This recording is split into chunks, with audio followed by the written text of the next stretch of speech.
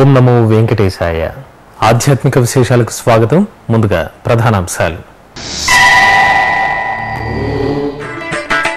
August 7 నుంచి విజయవాడలో శ్రీవారి నమూనా ఆలయం ప్రారంభం. పుష్కర ఏర్పాట్లపై టీటీడీ ఈవో అధికారులకు దిశానిర్దేశం.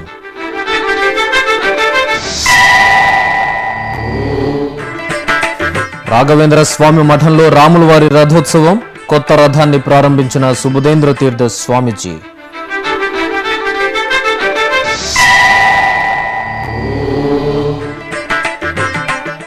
భాగ్యనగరంలో బోనాల సందడి. పలు ఆలయాల్లో భక్తుల నైవేద్య సమర్పణ. టీటీడీలోని వివిధ విభాగాల పనితీరును ఈవో సాంబశివరావు సమీక్షించారు. తిరుమలలోనూ తిరుపతిలోనూ వేరువేరుగా జరిగిన సమీక్షా సమావేశాలలో ఆయన అధికారులకు దిశానిర్దేశం చేశారు. పలు అంశాలపై ఆదేశాలను జారీ చేశారు.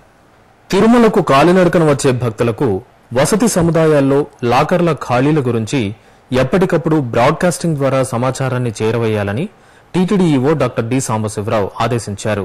తిరుమలలోని అన్నమయ భవన్లో ప్రతి మంగళవారం నిర్వహించే సమీక్షా సమావేశంలో భాగంగా ఆయన వివిధ శాఖల పనితీరును సమీక్షించారు. ఈ సందర్భంగా అధికారులకు ఆయన పలు ఆదేశాలను జారీ చేశారు. భక్తులకు మరింత బాగా సేవలు అందించేందుకు వీలుగా టీటీడీ ఉద్యోగులకు శ్వేత ద్వారా శిక్షణ ఇప్పించాలన్నారు. ఇందుకు తగిన మాడ్యూల్స్ ను రూపొందించాలన్నారు. తిరుమలలో భక్తులకు ఎక్కడికక్కడ మంచినీటి సదుపాయం అందించేందుకు చర్యలు తీసుకోవాలని సూచించారు. అనంతరం ఆయన మీడియాతో మాట్లాడారు. ఓం నమో వెంకటేశాయ. ఇప్పుడు తిరుమలలో కొంతవరకు రెయిన్ స్టార్ట్ అయినాయి కాబట్టి ప్లాంటేషన్ ప్రోగ్రామ్ని చాలా పెద్ద ఎత్తున చేపట్టడానికి ప్లాన్ చేస్తూ ఉన్నాము. 29వ తేదీన రాష్ట్రం మొత్తం మీద ప్లాంటేషన్ ప్రోగ్రామ్ చేస్తున్న టైంలోనే తిరుమలలో కూడా మన sandalwood plantation, red sandals, Ficus plants, మిగతా ప్లాంటేషన్ ప్రోగ్రామ్ కూడా పెద్ద ఎత్తున ప్లాన్ చేద్దామని చెప్పేసి అనుకుంటా ఉన్నాము. ముఖ్యంగా ఏమిటంటే ఇక్కడ చిరుత పుల్ల గురించి ఒక సమస్యగా ఉన్నమాట వాస్తవం. దాంట్లో కొన్ని ఏరియాస్లో మామూలుగా అంటే 2-3 ఏరియాల నుంచి అవి వస్తూ ఉన్నాయి. దాంట్లో మనం కొన్ని చర్యలు తీసుకోవాల్సిన అవసరం ఉంది. ఒకటి, ఈ గెస్ట్ హౌస్ ఉన్న చోట వెనకాల ఫుడ్ మెటీరియల్ వేయకుండా ఉండటం. ఫుడ్ మెటీరియల్ వేస్తే ఏమవుతుందంటే అక్కడికి అడవి పందులు రావటము, వాటి గురించి ఈ చిత్రాలు రావటం కూడా జరుగుతుంది. తర్వాత ఈ కాటేజెస్ మీద కూడా ఏవైతే చెట్లు పెరిగి ఉన్నాయో వాటి బ్రాంచెస్ కొంత కట్ చేయటము, మనం ట్రాప్స్ పెట్టుకుని ట్రాప్లో ఒక ప్రే లాంటిది కూడా పెట్టడము, వాటిని పట్టుకోవడానికి కూడా కొంత చేయటము. ఇది కాకుండా ఏంటంటే మనం ఆ రూట్ని డైవర్ట్ చేయడానికి ఏమైనా అవకాశం ఉంటుందా, కొన్ని ఏరియాస్ ఎక్కడైతే వస్తూ ఉన్నాయో ఆ ఏరియాలో కొంతవరకు ఇమ్మీడియట్గా కొంత ఫెన్సింగ్ చేసుకోవటము, అలాంటి చర్యలు తీసుకోవటం కూడా ప్లాన్ చేస్తూ ఉన్నాం. ఎక్కడైతే ఏరియాలో రావడానికి అవకాశం ఉందో ఆ ఏరియాలో కొంత వాచ్ అండ్ వార్డును కూడా పెంచి ఈ రోజు నుంచి మనము చర్యలు తీసుకోవడానికి ఇన్స్ట్రక్షన్స్ ఇవ్వడం జరుగుతుంది. కృష్ణా పుష్కరాల సందర్భంగా విజయవాడలో ఈ నెల 7వ తేదీ శ్రీవారి నమూనా ఆలయాన్ని ప్రారంభించి అదే రోజు నుంచి భక్తులను దర్శనానికి అనుమతించనున్నట్టు TTD EO doctor D Sambasivarao వెల్లడించారు. మంగళవారం తిరుపతిలోని టీటీడీ పరిపాలనా భవనంలోని ఈవో కార్యాలయంలో పుష్కరాల ఏర్పాట్లపై వివిధ శాఖల అధికారులతో సమీక్షించారు. కృష్ణా పుష్కరాలలో తిరుమల తిరుపతి దేవస్థానం శ్రీవారి నమూనా ఆలయం ఏర్పాటుతో పాటు భక్తజనరంజకంగా వివిధ సాంస్కృతిక కార్యక్రమాలను నిర్వహిస్తోందన్నారు. నమూనా ఆలయంలో 24 గంటల పాటు ఓం నమో వెంకటేశాయ నామం వినిపించేలా చేయాలన్నారు. నమూనా ఆలయ కార్యక్రమాలను ఆలయ ప్రాంగణంలో ఎల్ఈడీ తెరలపై ప్రసారం చేయాలని సూచించారు. భక్తులను అలరించే రీతిలో విద్యుత్ అలంకరణలు చేయాలన్నారు. ఆంధ్రప్రదేశ్ రాజధాని అమరావతిలో ఏర్పాట్లపై ప్రత్యేక జాగ్రత్తలు తీసుకోవాలని ఆదేశించారు. ఓం నమో వెంకటేశాయ. కృష్ణా పుష్కరాలకు సంబంధించి అన్ని ఏర్పాట్లు కూడా ఆగస్టు 1 పూర్తి చేయడం జరుగుతుంది. విజయవాడలోని పీడబ్ల్యూడీ గ్రౌండ్స్లో నమూనాలయాన్ని పూర్తి చేసి ఆగస్టు 7వ తారీఖు నుంచి భక్తుల్ని దర్శనానికి అనుమతించడం జరుగుతుంది. అక్కడ ప్రతిరోజు కూడా భక్తులకు ప్రసాదం అందజేయటము, వచ్చిన వాళ్ళందరికీ కూడా స్వామివారి ఫోటోను కూడా ఇవ్వటం జరుగుతుంది. దీనికి సంబంధించి దాదాపు 5 లక్షల ఫోటోలు మనం ప్రింట్ చేస్తూ ఉన్నాము. నమూనాలయంలో Ayurveda exhibition, photo exhibition, gardening department నుంచి ఎగ్జిబిషను, మ్యూజియం ఎగ్జిబిషను ఇవన్నీ కూడా ఏర్పాటు చేయడం జరుగుతుంది. 7వ తారీఖు నుంచి 12వ తారీఖు వరకు వేదపారాయణము, ఊంజల సేవ సమయంలో కొన్ని కల్చరల్ ప్రోగ్రామ్స్ ఏర్పాటు చేయడం జరుగుతుంది. 12వ తేదీ నుంచి ఫుల్ ప్లెడ్జ్డ్గా ప్రోగ్రామ్స్ అన్ని కూడా మనం అక్కడ ఆర్గనైజ్ చేస్తాము. విజయవాడలోనే కాకుండా అమరావతిలోను, కృష్ణా జిల్లాలోని శ్రీకాకుళంలోను, మహబూబ్నగర్లోని ఆలంపూర్లో కూడా సాంస్కృతిక ధర్మ ప్రచార కార్యక్రమాన్ని ఏర్పాటు చేయడానికి ప్లాన్ చేస్తూ ఉన్నాము.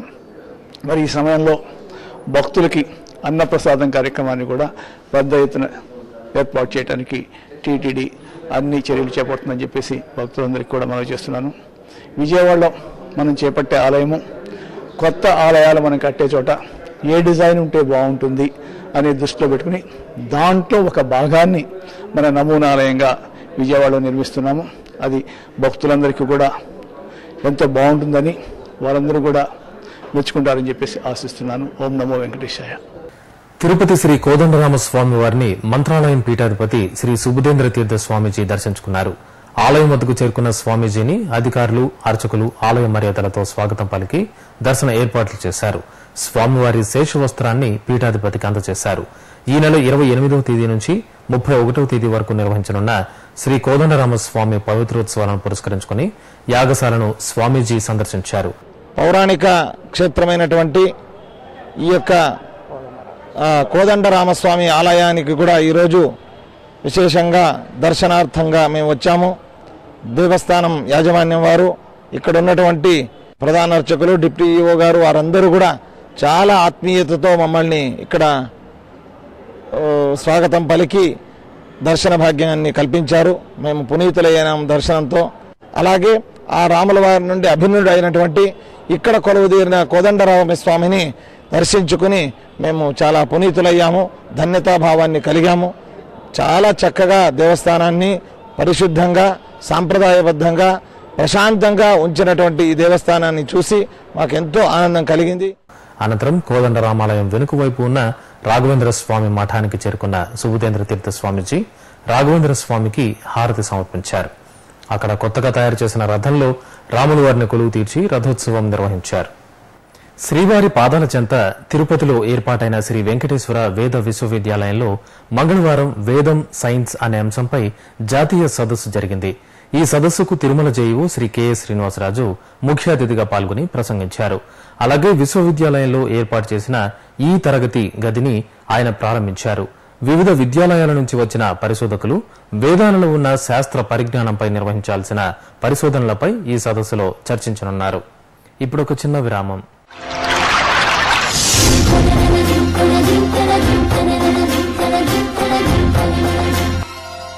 కృష్ణమ్మ అపూర్వ జలరాశుల ప్రవాహం, 4 రాష్ట్రాల ప్రజలకు ప్రాణాధారం.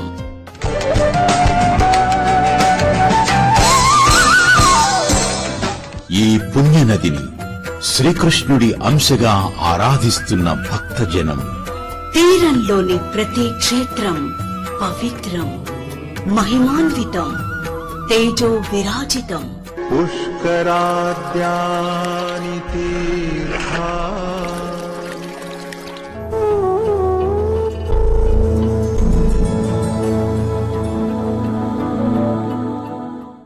నదీ గమనమున ఎన్నెన్నో జీవజాతులు, అభయారణ్యాలు, అద్భుత జలాశయాలు, అలనాటి రాచరికపు ఆనవాళ్లు. కృష్ణవేణి ఒడిబిట్టలు, ఎందరో కవి దిగ్గజాలు, సంగీత స్రష్టలు, జాతికి స్వతంత్ర్యాన్ని, మూవన్నెల జెండాను అందించిన మహనీయులు. కళలకు కాణాచి ఈ కృష్ణవేణి పుష్కర వాహిని.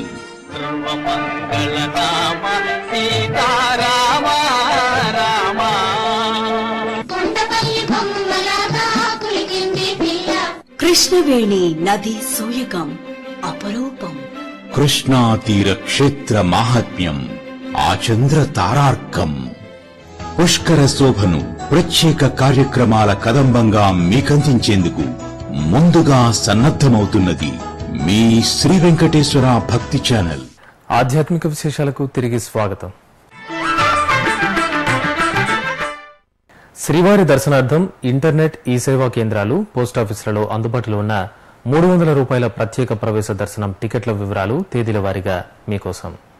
జూలై 27 బుధవారం 2599 టికెట్లు, జూలై 28 గురువారం 3496 టికెట్లు, జూలై 29 శుక్రవారం 1652, జూలై 30 శనివారం 110 టికెట్లు, జూలై 31 ఆదివారం 2802 టికెట్లు, ఆగస్టు 1వ తేదీ సోమవారం 10,147 టికెట్లు, ఆగస్టు 2వ తేదీ మంగళవారం 11,981, ఆగస్టు 3వ తేదీ బుధవారం 13,123 టికెట్లు అందుబాటులో ఉన్నాయి. ఈ సౌకర్యాన్ని భక్తులు వినియోగించుకోవాల్సిందిగా టీటీడీ విజ్ఞప్తి చేస్తోంది. హైదరాబాద్లోని పలు ఆలయాలు ఆషాఢమాస పూజలతో శోభిల్లాయి.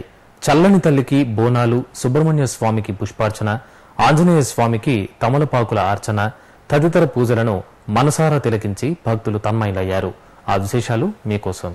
భాగ్యనగరం మీర్ ఆలం మండీలోని శ్రీ మహంకాళి అమ్మవారి ఆలయంలో ఆషాఢమాసపు పూజలు వైభవంగా జరుగుతున్నాయి. ఈ నెల 30వ తేదీన జరగనున్న బోనాలకు సర్వాంగ సుందరంగా ఆలయాన్ని ముస్తాబు చేశారు. అష్టభుజ సింహవాహిని అయిన అమ్మవారి దివ్య దర్శనం కోసం భక్తులు పెద్ద ఎత్తున తరలివచ్చారు.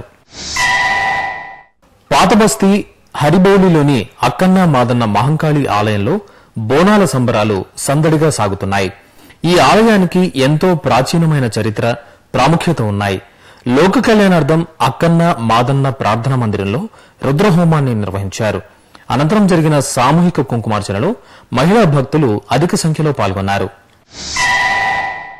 పద్మారావు నగర్లోని శ్రీ సుబ్రహ్మణ్య స్వామి ఆలయంలో మంగళవారం గణపతి హోమం జరిగింది. అనంతరం వల్లి దేవసేన సమేతులైన శ్రీ సుబ్రహ్మణ్య స్వామికి శతనామ పుష్పార్చనను కనుల పండుగగా నిర్వహించారు. చిక్కడపల్లి శ్రీ ఆంజనేయ స్వామి ఆలయంలో స్వామివారికి ఎంతో ప్రీతిపాత్రమైన తమలపాకులతో ఆకుపూజను చేశారు. అలాగే స్కందగిరి శ్రీ హనుమాన్ ఆలయంలో నిలువెత్తు స్వామికి వడమాలను సమర్పించారు. కదళీ ఫలాలను నివేదించారు. మంగళవారం ఆంజనేయ స్వామిని సేవిస్తే సకల దోషాలు తొలగి సర్వ శుభాలు కలుగుతాయని భక్తుల విశ్వాసం. దక్షిణ కాశీగా భాసిల్లుతున్న శ్రీకాళహస్తీశ్వరాలయంలో చెంగల్రాయ్ ఉత్సవం ఘనంగా జరిగింది. ఈ సందర్భంగా ఆలయంలోని అలంకార మండపంలో శ్రీ వల్లి దేవసేన సమేత చెంగల్రాయ స్వామివారిని వేంచేపు చేసి సర్వాంగ సుందరంగా అలంకరించారు. ఉత్సవాలను హంస వాహనంపై కొలువు తీర్చి పురవీధుల్లో ఊరేగించారు. భక్తులు స్వామివారికి అడుగడుగున మంగళహారతులు సమర్పించారు.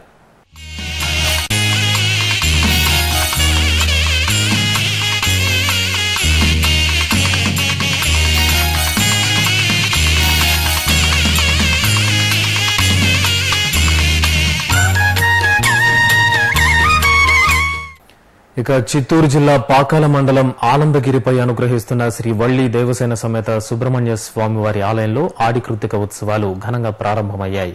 ఈ సందర్భంగా ఆలయ ప్రాంగణంలో అంకురార్పణను శాస్త్రోక్తంగా నిర్వహించారు. స్వామి అమ్మవార్ల ఉత్సవాలను యాగశాలలో కొలువు తీర్చి కలశ స్థాపన, కలశారాధన, కంకణధారణ తదితర కార్యక్రమాలను ఆగమోక్తంగా పూర్తి చేశారు. భక్తులు అధిక సంఖ్యలో ఆలయానికి తరలివచ్చి సుబ్రహ్మణ్య స్వామివారికి కావడి మొక్కులు చెల్లించుకున్నారు. అనంతపురం జిల్లా ధర్మవరంలోని శ్రీ కన్యకా పరమేశ్వరి ఆలయంలో శాకంబరి వ్రతాన్ని భక్తి శ్రద్దలతో ఆచరించారు. ఆషాఢ మాసాన్ని పురస్కరించుకుని అమ్మవారికి పూజలు జరిపాక వివిధ కాయగూరలతో చక్కగా అలంకరించారు. ఆలయ ప్రాంగణంలో చక్కగా ఏర్పాటు చేసిన వేదికపై ఉత్సవమూర్తిని కొలువు తీర్చి చూడముచ్చటగా అలంకరించి ధూపదీప నైవేద్యాలు సమర్పించారు. నిమ్మకాయలు, క్యారెట్, మిరప, ఆలు, బెండకాయలతో అలంకరించిన తీరు ఆకట్టుకుంది. హైదరాబాద్ పురాణపూల్ సమీపంలోని జియాగూడలో వెంచేసిన శ్రీ విఠలేశ్వర స్వామివారి ఆలయంలో స్వర్ణ జయంతి ఉత్సవాలు నయన మనోహరంగా జరుగుతున్నాయి. ఉత్సవాలను పురస్కరించుకుని ఆలయ ప్రాంగణంలో ఉట్టి ఉత్సవం, స్వామివారి రథయాత్రలు శోభాయమానంగా జరిగాయి. భక్తులు ఉత్సాహంగా ఈ ఉత్సవాల్లో పాల్గొని జై విఠల, జై జై విఠల అంటూ భజనలు చేశారు. ఇక కర్ణాటక రాష్ట్రం బళ్ళారి శ్రీ వరదాంజనేయ స్వామివారి ఆలయంలో స్వామివారికి విశేష ఆరాధనలను ఘనంగా నిర్వహించారు. తమలపాకులు, వివిధ రకాల పుష్పమాలలతో సుందరంగా కొలువు తీరిన ఆంజనేయుడికి అర్చకులు అష్టోత్తర పూజ చేసి కర్పూర హారతులు సమర్పించారు. కర్నూలు జిల్లాలోని ప్రసిద్ధ పుణ్యక్షేత్రం సంగమేశ్వరాలయ పరిసర ప్రాంతాల్లో కృష్ణా పుష్కర పనులు ముమ్మరంగా సాగుతున్నాయి. ఆగస్టు నెలలో ఆంధ్రప్రదేశ్ రాష్ట్ర ప్రభుత్వం కృష్ణా పుష్కరాలను ఘనంగా నిర్వహించేందుకు ఏర్పాట్లు చేస్తోంది. ఈ నేపథ్యంలో సంగమేశ్వర ఆలయ ప్రాంతంలోని కృష్ణా తీరంలో జరుగుతున్న పనులను ఉప ముఖ్యమంత్రి కెఈ కృష్ణమూర్తి అధికారులతో కలిసి పరిశీలించారు. ఈ సందర్భంగా స్నాన ఘట్టాల్లో భక్తులకు ఎలాంటి ఇబ్బందులు తలెత్తకుండా తీసుకోవాల్సిన చర్యలపై ఆయన పలు సూచనలు చేశారు. అంతకుముందు స్వామివారికి కృష్ణమూర్తి ప్రత్యేక పూజాధికారులు నిర్వహించి తీర్థప్రసాదాలను స్వీకరించారు. ఖమ్మం జిల్లా భద్రాచల క్షేత్రం గోదావరి అంత్య పుష్కరాలకు సిద్దమవుతోంది. జూలై 31వ తేదీ నుంచి ఆగస్టు 11వ తేదీ వరకు గోదావరి నది అంత్య పుష్కరాలు ఘనంగా జరగనున్నాయి. ఈ నేపథ్యంలో పెద్ద సంఖ్యలో స్నానాలకు విచ్చేయనున్న భక్తులకు కావలసిన సౌకర్యాలపై అటు అధికారులు ఇటు సీతారామచంద్ర స్వామి దేవస్థాన సిబ్బంది ప్రత్యేక దృష్టి సారించారు. అలాగే అంత్య పుష్కరాల 12 రోజులు భద్రాద్రి సీతారామచంద్ర స్వామి వారి నమూనా ఆలయాన్ని గోదావరి తీరంలో ఏర్పాటు చేసి భక్తులకు దర్శన భాగ్యం కల్పించనున్నట్లు నిర్వాహకులు తెలిపారు. ఇప్పుడొక చిన్న విరామం.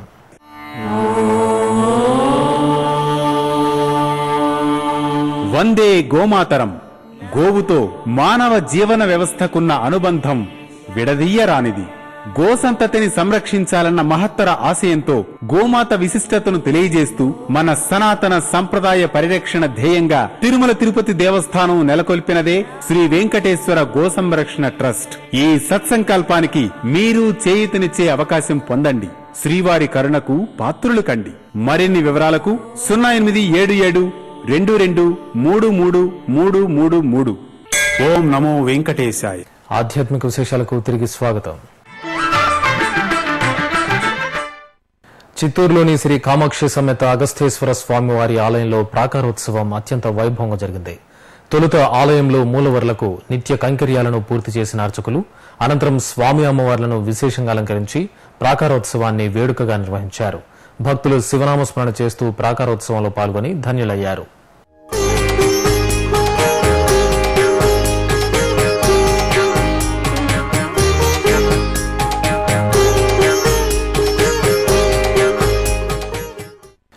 గుంటూరులోని శ్రీ గంగా పార్వతీ సమేత అగస్తేశ్వర స్వామివారి ఆలయంలో విశ్వ సంక్షేమాన్ని కాంక్షిస్తూ స్వామివారికి సహస్ర ఘటాభిషేకాన్ని కన్నుల పండుగగా నిర్వహించారు. భక్తులు పెద్ద సంఖ్యలో ఆలయానికి తరలివచ్చి పవిత్ర జలాలను నింపిన ఘటాలతో మహాదేవుడిని అభిషేకించి విశేష ఆరాధనలతో సేవించారు. సింహాచలంలోని శ్రీ వరాహ నృసింహస్వామి దేవస్థాన క్షేత్రపాలకుడు శ్రీ త్రిపురాంతక స్వామి సన్నిధిలో బాలా త్రిపుర సుందరి దేవికి శాకంబరి పూజలను ఘనంగా నిర్వహించారు. ఆషాఢమాసాన్ని పురస్కరించుకుని త్రిపురాంతక స్వామికి అభిషేకాలు ఆరాధనలు జరిపి కర్పూరహారతులు సమర్పించారు. అనంతరం శ్రీ బాలా త్రిపుర సుందరి దేవిని పలు రకాల కాయగూరలు పండ్లతో నయనమనోహరంగా అలంకరించి భక్తులకు దర్శన భాగ్యం కల్పించారు. ఆదిలాబాద్ జిల్లా మంచిర్యాల మండలం సమీపంలోని క్వారీ దుర్గాదేవి ఆలయం అమ్మవారి జాతరతో భక్త శోభితంగా దర్శనమిచ్చింది. పరిసర ప్రాంతాల నుంచి విశేష సంఖ్యలో ఆలయానికి చేరుకున్న భక్తులు దుర్గాదేవికి ప్రత్యేక పూజలు నిర్వహించి ధూపదీప నైవేద్యాలను సమర్పించారు.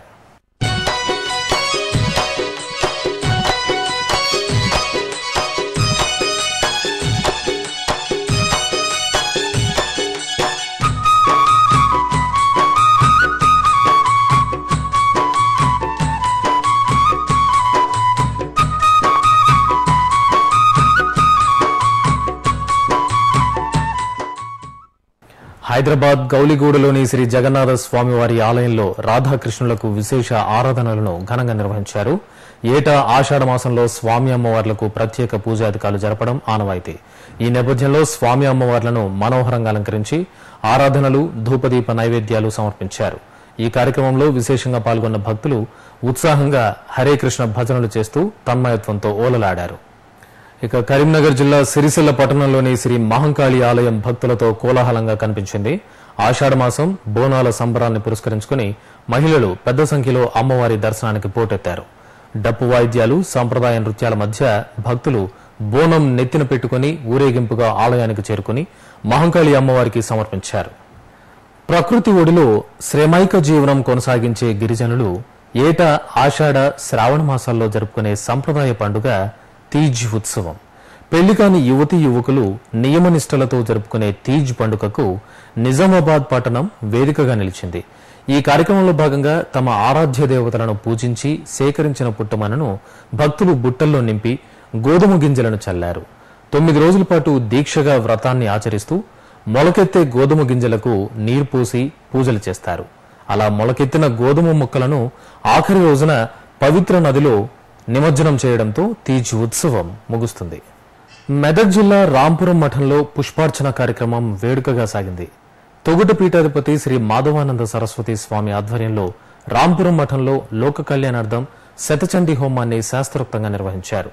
ఈ సందర్భంగా పరమశివుడికి 1,00,000 పుష్పార్చన కార్యక్రమాన్ని భక్తి శ్రద్ధలతో జరిపారు. భక్తులు విశేషంగా ఈ ఉత్సవంలో పాల్గొని మహేశ్వరుడిని పుష్పార్చనతో సేవించి పునీతులయ్యారు. తిరుమల, తిరుపతిలో జరిగిన సాంస్కృతిక కార్యక్రమాలను కళానీరాజనంలో వీక్షిద్దాం.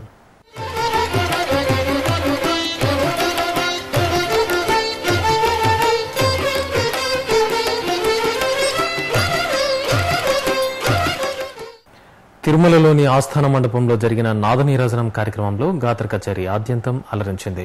కర్ణాటక రాష్ట్రం మైసూరుకు చెందిన డాక్టర్ ఆర్ఎస్ నందకుమార్ ఆలపించిన పలు కీర్తనలు భక్తులకు వీణులు విందు చేశాయి.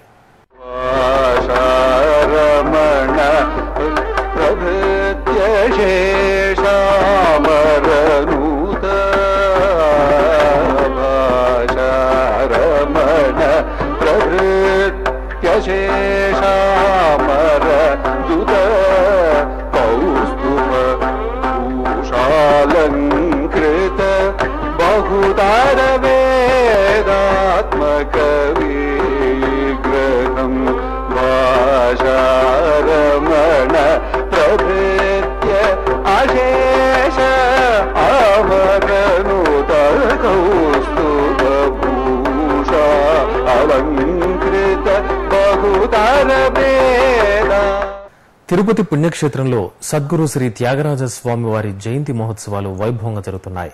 ఉత్సవాలలో భాగంగా ప్రతిరోజు సాయం సంధ్య వేళల్లో సంగీత నృత్యోత్సవాలను భక్తజన రంజకంగా నిర్వహిస్తున్నారు. ఇందులో భాగంగా 3వ రోజైన మంగళవారం సాయంత్రం చెన్నైకి చెందిన శ్రీమతి గాయత్రి గిరీష్ గాత్ర కచేరీ వీణుల విందుగా సాగింది.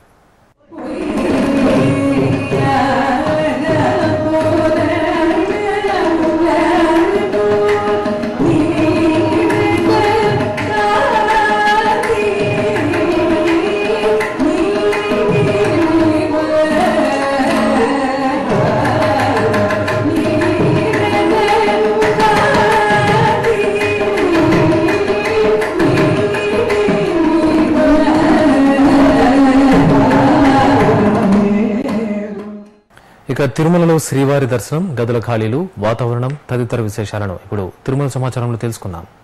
ఇప్పటిదాకా 62,322 మంది భక్తులు శ్రీవారిని దర్శించుకున్నారు. 25 కంపార్ట్మెంట్లలో భక్తులు శ్రీవారి దర్శనం కోసం వేచి ఉన్నారు. శ్రీవారి సర్వదర్శనానికి 8 గంటలు, దివ్య దర్శనానికి 6 గంటల సమయం పడుతోంది. తిరుమలలో 77 గదులు ఖాళీగా ఉన్నాయి. అలిపిరి మార్గంలో భక్తుల రాకపోకలు యథావిధిగా సాగుతున్నాయి. ఇక తిరుమల వాతావరణం గరిష్ట ఉష్ణోగ్రత 27 డిగ్రీల సెల్సియస్, కనిష్ట ఉష్ణోగ్రత 20 డిగ్రీల సెల్సియస్ గా నమోదైంది. ఆధ్యాత్మిక విశేషాలు ఇంతటితో సమాప్తం. తిరిగి రేపు ఉదయం 9 గంటలకు ప్రసారమయ్యే ఆధ్యాత్మిక విశేషాలలో మళ్ళీ కలుసుకుందాం. ఓం నమో వెంకటేశాయ.